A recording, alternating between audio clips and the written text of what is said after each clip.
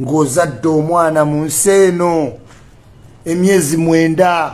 ne kakuluma oli muvubuka n'oyiyayiya olubuto olusooka olumanyi teruba lwakwetegekera ebiseera ebisinga first born kizibu okubanga wamwetegekera bantu batono nnyo womubuuza first born wo yajja atya asooka sekawo matankane anti olugero buli walujjukira luba luzibu nnyo kuba olusi kubaako n'okugoba ewaka okukyayibwa ab'eŋŋanda olubuto olusooka lujja tomanyi mu bantu ku 100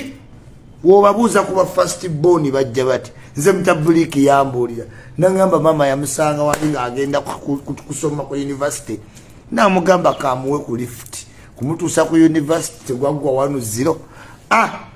ikyulidde yaso kale ebiseera ebisinga omwana wasooka kyova olaba omuntu ku mwana wasooka n'asemba afiirawo kubanga ajjukira ebiseera bwe yafuniramu olubuto embeera ab'ekika gye baamuyisaamu emirembe gikyuse bukyusi naye dda ng'ofuna olubuto olusooka n'awaka ovaawo kyanga famire ezimu zireka abantu ne ziba abandoninga ozadde akaanako oyise mu mbeera naawe bwojjukiramu gy'ovudde n'omwana oyo obulwadde biki oweeredde avuddemu n'owulira kasanyu nga katandise okusembera gy'oli n'olaba ku baabanno bemuzalidde mu kaseera n'otunula ku baali baseka n'ojjukira ennaku emabega ennaku ezo emyezi 9 n'ositula omwana wo abamu bayita mu bwavu kuba omwana asooka nkugambye ebiseera ebisinga omuwala ayinza omufuna ng'ali mwesi 4 ekanatta buli kimu ajjukira omuwala awo babeera n'ayiribido first sex famire nyingi nnyo ne zikwata ku mutwe nga omuwala abadde mu 6 n'afuna olubuto okusoma ne kutaggwa n'adduka eka oba oli mugumu n'odduka naye ebiseera ebisinga kizibu okuba babiri aba yagenda walala nga naawe oli walala oddamu olaba omwana wo ng'akuzeemu